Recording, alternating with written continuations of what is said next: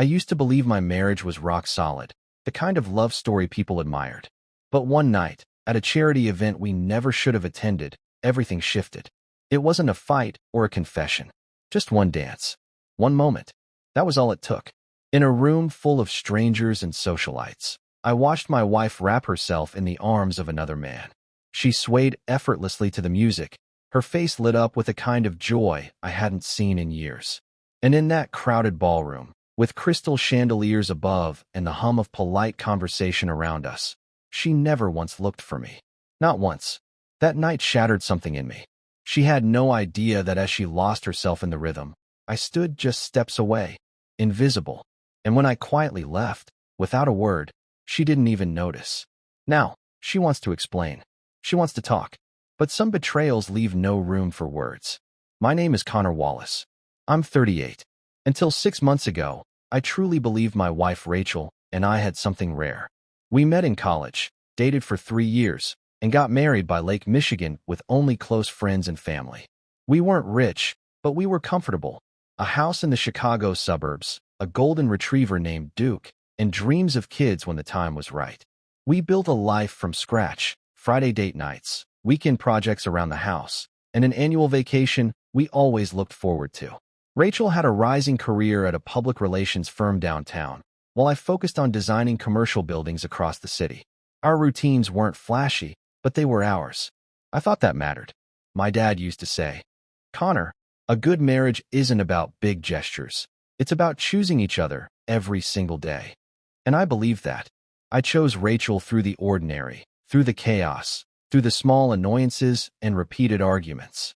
I thought she chose me too. Whenever friends griped about their relationships, I'd secretly smile, thinking Rachel and I had cracked the code. We didn't just survive, we thrived.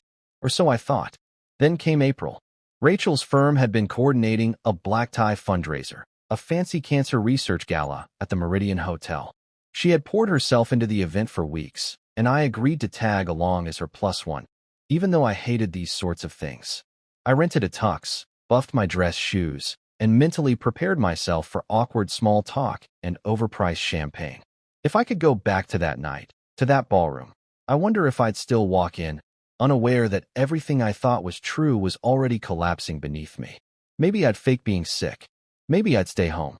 Maybe I'd still go and let the truth hit me like a freight train. Because once you see something, you can't unsee it.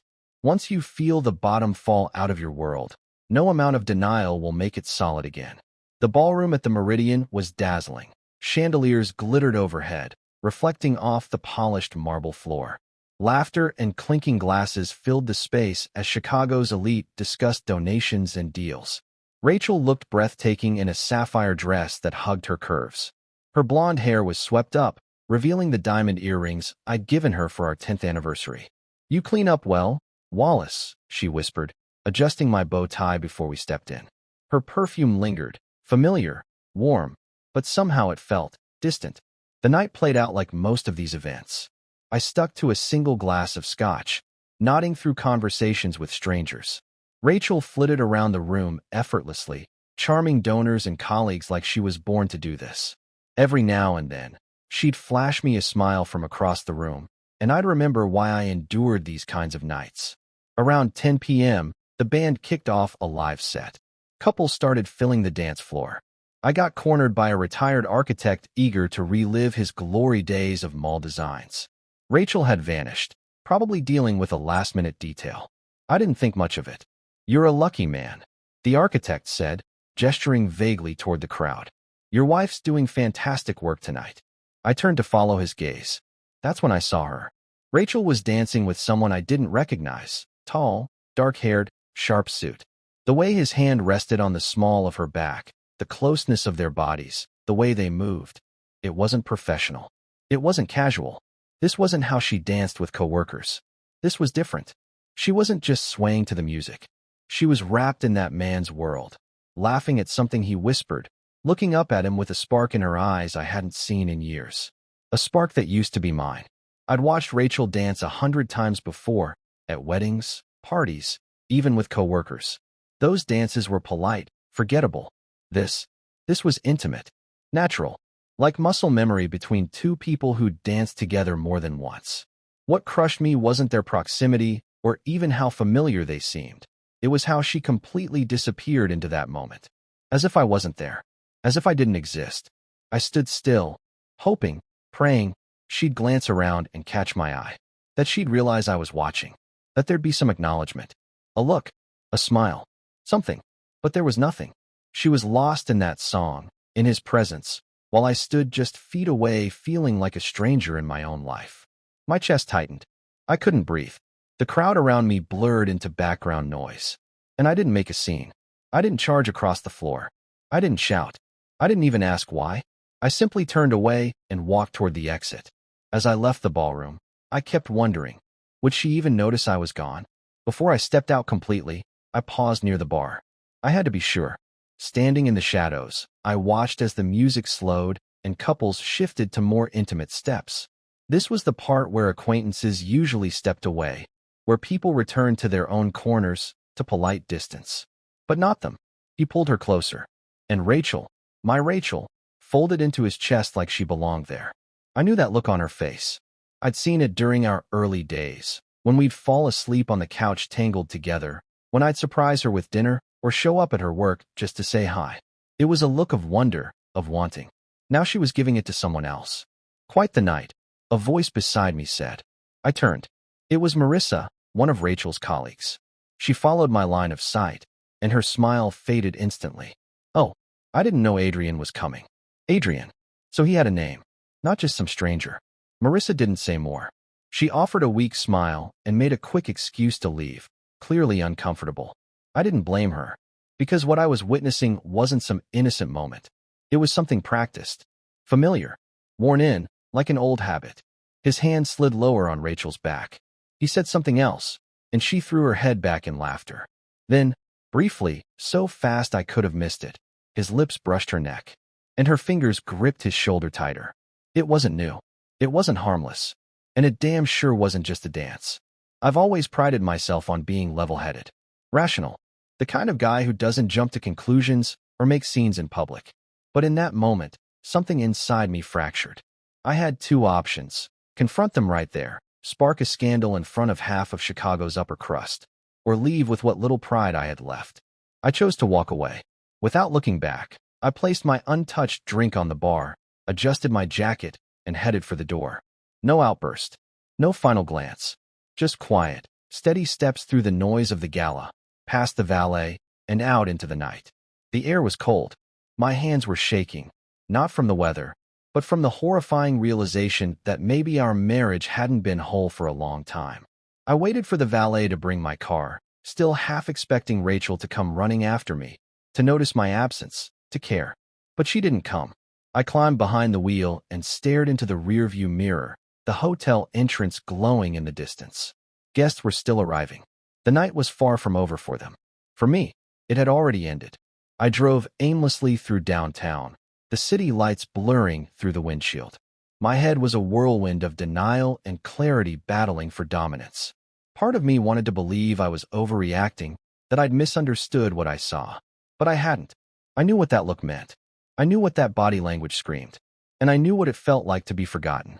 Without thinking, I pulled into the parking lot of Ali's, a local dive bar where my best friend Tyler and I had watched countless Bulls games over the years. It was quiet, dimly lit, and, most importantly, anonymous. Exactly what I needed. Inside Ali's, the atmosphere was the opposite of the gala. No glitz, no jazz band. Just a few regulars watching a half-hearted basketball game. I slipped into a corner booth and ordered a whiskey neat. The bartender didn't ask questions. Guys drinking alone at midnight usually don't want conversation. 2 drinks in, my phone buzzed. Rachel, where are you? I've been looking everywhere. I stared at the message. It had taken her 2 hours to notice I was gone. I tapped out a reply, erased it. Typed again. Erased that too. Eventually, I settled on a single word. Me. 3 dots blinked on the screen immediately, then disappeared. Then came back. Rachel, are you okay? Did something happen? I actually laughed out loud at that one. It was a dry, bitter laugh that made the bartender glance over. Did something happen? Only the complete unraveling of the life I thought we shared. I locked my phone without responding and raised my glass for another drink. Rachel hadn't cared enough to look for me during the gala. She hadn't even glanced around. But now that I was gone, really gone, she was starting to panic. I let her sit with that feeling. She owed me at least that much. The third glass of whiskey hit different. Not enough to cloud my judgment, but just enough to dull the raw edge of shock. What cut the deepest wasn't just the betrayal, but the fact that when I caught them dancing, she hadn't even looked sorry. No guilt, no hesitation, just joy. And that, more than anything, made me wonder if we'd already lost each other long before tonight. Midnight crept in, and the bar slowly emptied. A few regulars stayed glued to the game on the screen, but I barely noticed. My phone lit up over and over again. Rachel's calls had turned into a flood of texts. Rachel, please answer me. Rachel, I'm worried. Rachel, just let me know you're safe. Rachel, I'm leaving the gala. I'll be home in 20. I didn't reply. I just stared at the screen, rereading her messages with a cold detachment. It had taken her all night to care. The bartender raised an eyebrow, gesturing to my empty glass. Another? I shook my head. Just coffee. He gave me a nod of respect, like a silent agreement that it was time to start clearing the fog. When the coffee came, I checked my phone again. 12 missed calls. Dozens of messages. One final plea. Rachel, please come home so we can talk. But what would talking accomplish tonight? We'd just circle around pain and excuses. Maybe worse. I'd accept half-truths just to avoid a fight. No, not tonight. I scrolled through my contacts and hit call on the one person I knew would answer no matter the hour. Connor. Tyler's voice was groggy but concerned. Everything okay? No, not really. Can I crash at your place? Yeah, of course. Is Rachel okay? She's fine. We're not. That silence on the other end said more than words could. Come over. Doors unlocked. 20 minutes later, I was on Tyler's couch, clutching a fresh mug of coffee while I recounted everything. From the moment I saw them dancing, to Rachel's text asking if something had happened. Tyler didn't interrupt. He just listened. His face got darker the more I told him. Jesus, man, he muttered when I was done. Are you sure? Don't. I cut in. Don't make me explain again. You didn't see her face. He nodded solemnly. So what now? I stared into the cup. I don't know, but I need answers. Real ones. You think she'll give you the truth? I hesitated. Eventually. And I'll know if she doesn't. The next morning came far too soon. I'd barely slept. Just a few broken hours filled with restless dreams of chandeliers, slow dancing, and Rachel's face turned toward someone else. The sunlight streaming through the blinds felt intrusive, too bright for a day already drenched in heaviness. Tyler had gone for a morning run, but he left coffee and a note. Call me if you need backup. Seriously, I stood in front of the bathroom mirror, wearing one of his old t-shirts. I looked older than I had yesterday. Eyes sunken, jaw unshaven, like a man who'd aged a few years overnight. I knew I couldn't hide out forever, so I drove home, the same road I took every morning, except this time I wasn't going back to a normal life. I was walking into a minefield. Our house looked unchanged. The flower pots still sat on the porch. Duke's leash still hung by the door. But everything inside had shifted. Rachel's car was already in the driveway. I sat in mine for a few moments, trying to summon some kind of clarity. Then I went in. She was in the kitchen, still in pajamas, holding a mug of tea like it was the only thing grounding her. Her eyes were red and puffy. She'd clearly been crying. Connor, she said as I walked in. Thank God. I didn't respond. I didn't sit. I didn't smile. We need to talk, I said flatly. She nodded and set down her mug. I know. About last night. Who is Adrian? Her breath caught. How do you? Doesn't matter. Who is he, Rachel? She looked down, voice trembling. He's part of the foundation board. We've worked together for a few months, ever since the gala planning started. And she hesitated. And we became friends. Try again. It was just a dance, she insisted. Connor, you're overreacting. There it was, the deflection, the minimization, the first layer of denial. A dance, I repeated, my voice cold. You were so deep in that dance, you didn't even notice me walking out of the building. She opened her mouth, then closed it again. I was working, she muttered. I had responsibilities. Yeah, including letting some other guy drape himself all over you. Her cheeks flushed with guilt and something else, maybe shame. That's not fair. No, what's not fair? I said, stepping closer. Is watching the woman I've loved for 12 years melt into someone else's arms and realize she hasn't looked at me that way in years. She tried to speak, but I stopped her with a raised hand. I'm only going to ask once, Rachel, and I want the truth. My voice was flat. No anger, just exhaustion. Is there something going on between you and Adrian? Her eyes dropped to the floor. She didn't answer right away, and that silence told me everything. I don't know how to explain it, she finally said, barely above a whisper. Have you slept with him? Her head jerked up. No, it's not. It's not like that. Then what is it like? I pressed, because it sure as hell didn't look innocent. She wiped her face, tears forming again. He makes me feel seen, important, like I matter. The words hit harder than I expected, not because they were cruel, but because there was a grain of truth buried inside them.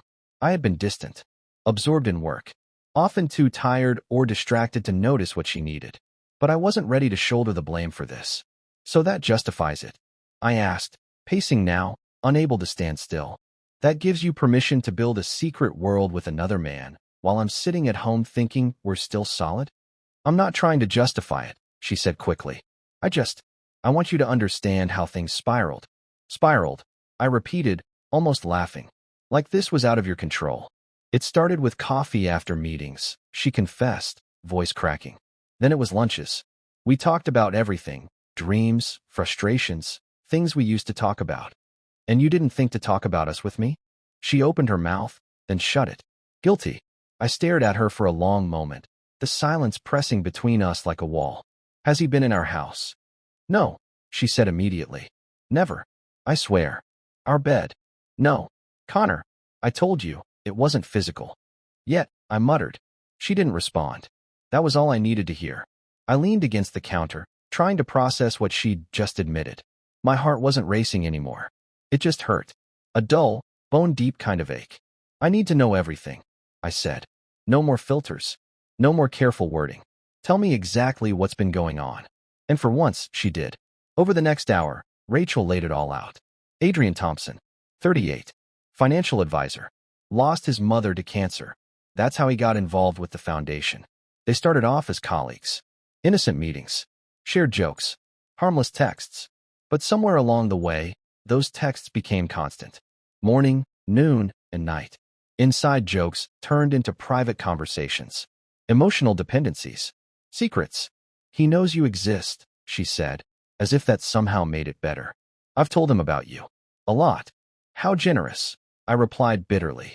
Does he know you were caught? She looked down. No, I didn't tell him what happened after you left. But you've spoken to him. He texted, just to check I got home okay. And you told him I wasn't there. She nodded slowly. So he knows the door's open now, I said, feeling something sour rise in my throat. Great. It's not like that, she whispered. It is exactly like that. Rachel wiped her face, trembling now. I haven't responded to him since. I swear. I didn't know how to fix this. I didn't respond right away. I stared out the window, watching the sunlight move across the porch we built together. The betrayal wasn't in her words. It was in everything she hadn't said before. Everything she kept to herself while pretending things were normal. I want to ask you something, I said, turning back to her. And I want you to really think before you answer. She nodded slowly. If I hadn't seen you that night, if I hadn't walked into that ballroom, would you have ever told me? She opened her mouth, but nothing came out. That silence was louder than anything she could have said. I let that silence stretch. Her lips trembled like she wanted to speak, to spin it, soften it, salvage something, but I held her in that moment, in that truth. No, she finally whispered. I probably wouldn't have. That hurt. More than the dance. More than Adrian's hands on her back. It was the final nail, knowing she would have kept living that double life unless she'd been caught. I need space, I said, heading toward the bedroom. Connor, wait, please. But I was already pulling our old suitcase from the closet, the same one we'd used on our anniversary trip just 6 months ago. That irony stung. Where are you going? She asked, her voice cracking. I don't know yet. Maybe Tyler's. Maybe a hotel. For how long? I zipped the bag shut and looked her in the eyes. I honestly don't know if I'm coming back. She started to cry again, real, messy sobs this time. But they didn't move me. Not like before. Is this about Adrian? She choked out. Are you afraid I'll keep seeing him? I paused in the doorway. If he makes you feel so seen, so understood, what's stopping you? Because I love you, she said, desperate now. I never stopped. I nodded once. Then maybe you should have shown it. I took a few steps toward the front door. Her voice caught me one last time. Can we talk again? Maybe with a counselor? I turned, standing still. Maybe, but not today. 10 minutes later, I was loading my bag into the trunk. Rachel stood on the porch, arms wrapped around herself, watching the life we built start to drive away. And I didn't look back, not this time. I stayed with Tyler for 3 days. At first, I barely spoke. I drank coffee, scrolled past Rachel's texts, and stared at the ceiling at 3 a.m. wondering when exactly things had started falling apart. Tyler never pushed, just checked in with a quiet, steady presence. Rachel kept texting, daily. Her messages swung between apologies, household updates, and desperate requests to talk. I replied only when necessary. On the 4th day, I checked into a Marriott downtown.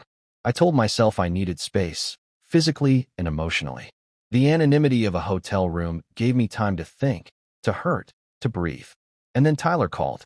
She called me, he said. Rachel. I sat up on the hotel bed. What did she want? She's worried about you. Said you're barely answering.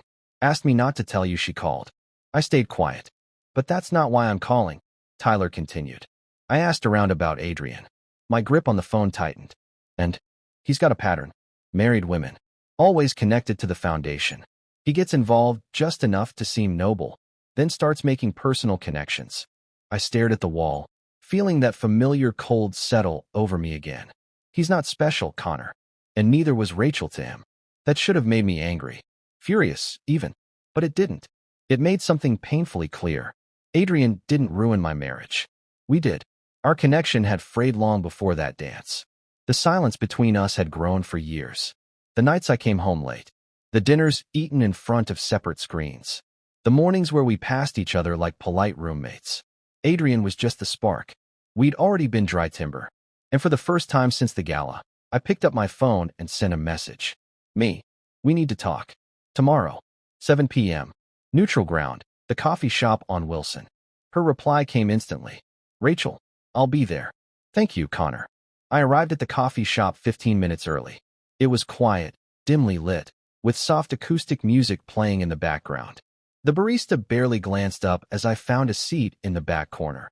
A booth near the window, away from the few scattered patrons sipping lattes and typing on laptops. I didn't want an audience. At exactly 7 p.m., Rachel walked in. She looked smaller, not physically, but emotionally. Her hair was pulled back into a simple ponytail, no makeup, and her clothes hung looser than usual, like she'd forgotten how to take care of herself this week. When she spotted me, she hesitated. Then she crossed the room slowly and sat across from me. Thanks for coming, she said softly. I nodded. Do you want something to drink? I'm good. She twisted her wedding ring around her finger, the same nervous habit she'd had since our ceremony by Lake Michigan 12 years ago.